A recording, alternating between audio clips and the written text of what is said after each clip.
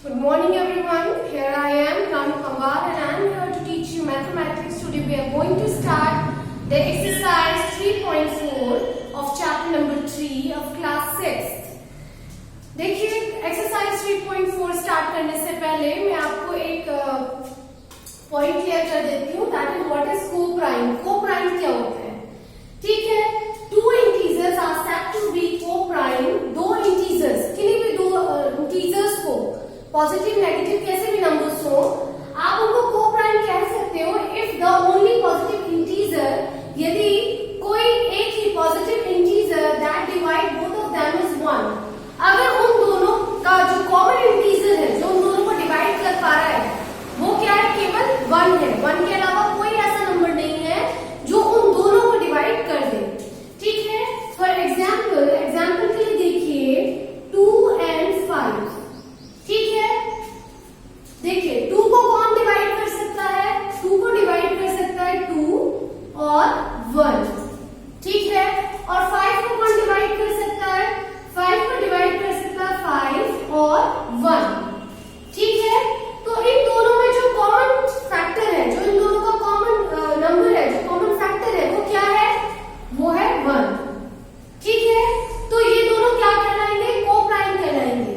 ठीक है, तो ऐसे दो नंबर्स, ऐसे दो इंटीजर्स जिनके अगर आप फैक्टर निकालें तो उनका जो कॉमन फैक्टर है वो केवल 1 हो, 1 के अलावा कोई और नंबर कॉमन ना आए, तो आप उसे क्या बुलाते हैं?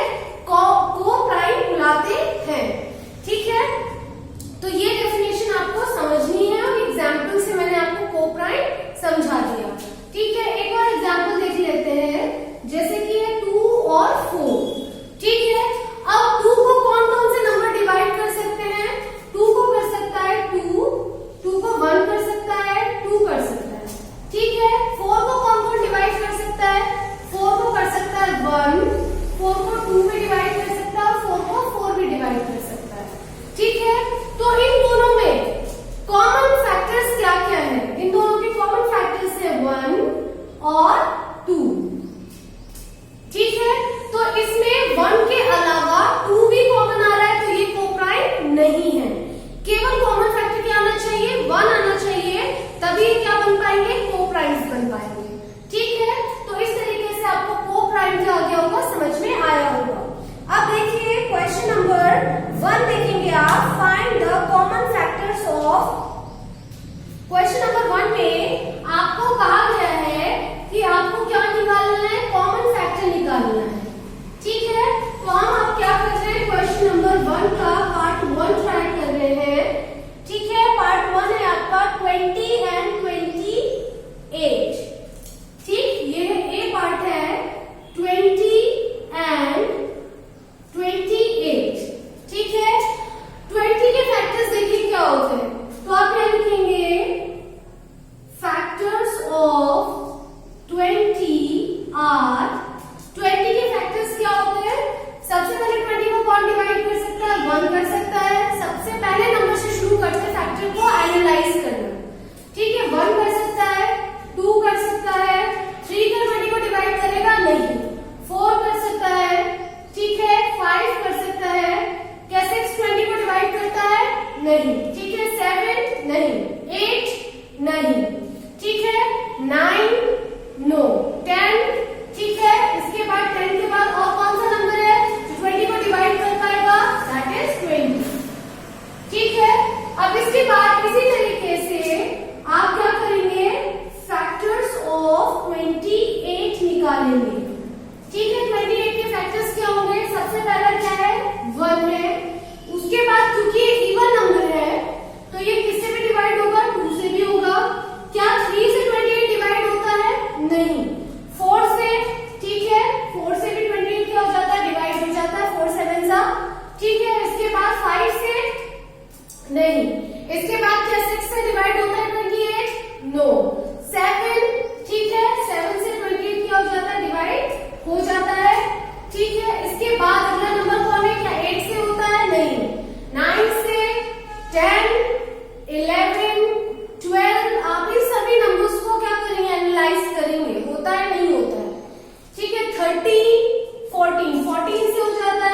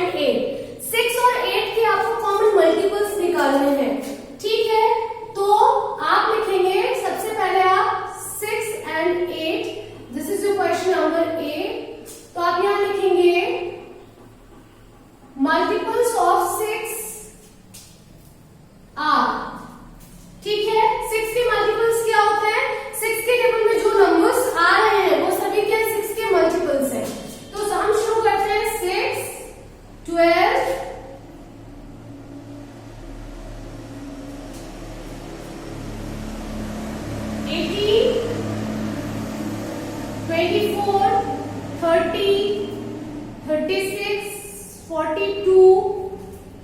आपको बोला गया है 3 मल्टीपल्स निकालने हैं आपको कॉमन, ठीक है। तो अब इसी तरीके से ये आगे बढ़ता जाएगा। अगर आपको आगे जरूरत पड़ेगी तो आप आगे लिखेंगे, अदरवाइज डॉट डॉट लगा देंगे, ठीक है। अब दूसरा नंबर लेते हैं, मल्टीपल्स ऑफ 8 आर। यहां बीच में थोड़ा गैप रखेगा, अगर आपको लिखने की जरूरत पड़ी तो आप नंबर्स लिख सकते हैं, ठीक है। तो मल्टीपल्स ऑफ 8 आर 8, 16, 24, 32, 40, 48, 56, 64, 72, ठीक है। अब देखिए आपको बोला गया 3 कॉमन मल्टीपल, तो लिखेंगे 3 common multiples of 6 and 8 are 6 और 8 के 3 कॉमन मल्टीपल्स कौन है? देखिए क्या क्या कॉमन आपको दिखाई दे रहा है। फर्स्ट इज 24, ठीक है। और कौन सा नंबर है जो आपको कॉमन लग रहा है? इसको आगे तक लिख देते हैं थोड़ा, ठीक है। ये 48 आता है, इसके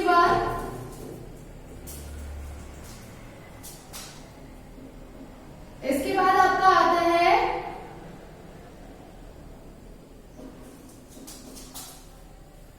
48 के बाद अगला नंबर आप यहां पे लिख दीजिएगा, ठीक है, बीच में। फिर आता है 54, ठीक है। फिर आता है आपका 60, फिर आता है आपका 66, फिर आपका क्या आता है 72। इस तरीके से नंबर्स क्या होते हैं 6 के गैप में आगे चलते रहते हैं, ठीक है। तो पहला आंसर आपका 24 आया।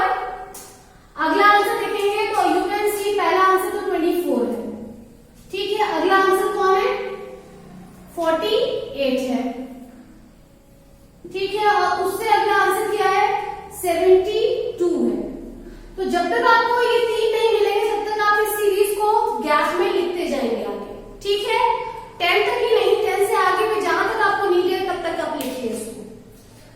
नेक्स्ट क्वेश्चन देखेंगे। नेक्स्ट क्वेश्चन में बोला है write all the numbers less than 100 which are common multiples of 3 and 4।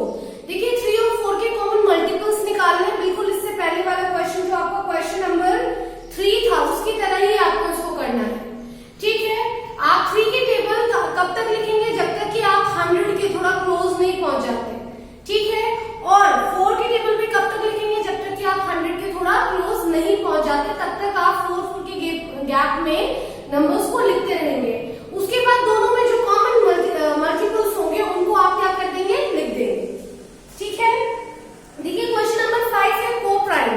को प्राइम कैसे निकालते हैं मैंने आपको अभी एक्टिविटी में सिखाया था। जब सबसे पहले हमने डेफिनेशन पढ़ी थी तब मैंने आपको ये बताया था कि 2 नंबर्स अगर को प्राइम है तो आपको उनके फैक्टर्स लिखने होंगे, और अगर उनका कॉमन फैक्टर 1 ही है, 1 के अलावा उनमें और कोई कॉमन फैक्टर है ही नहीं, तो फिर आपको क्या करेंगे? आप उसको क्या बता सकते हैं? को प्राइम बता सकते हैं, ठीक है। मैं आपको एक पार्ट इसका करके दिखा देती हूँ। Question number 5A।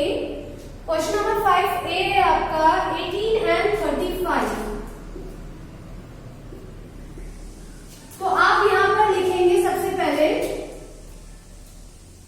फैक्टर्स लिखने होते हैं, तो आप लिखेंगे फैक्टर्स ऑफ 18।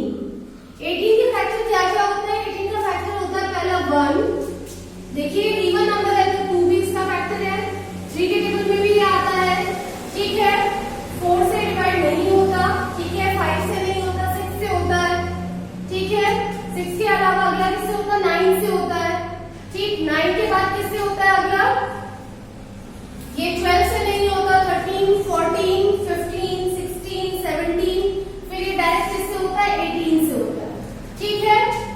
अब देखिए फैक्टर्स ऑफ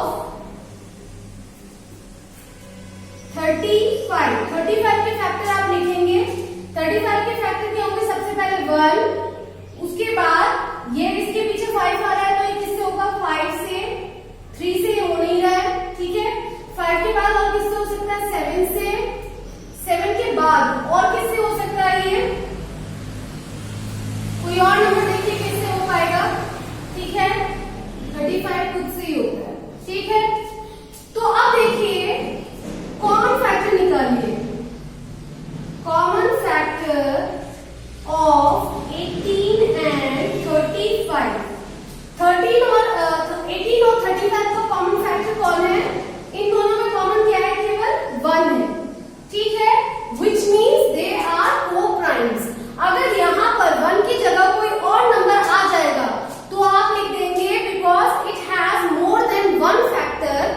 या फिर it has factor other than 1 के अलावा इसके पास कोई और फैक्टर्स भी हैं, which means they are not co-prime। इसका मतलब क्या है, ये co-primes नहीं है।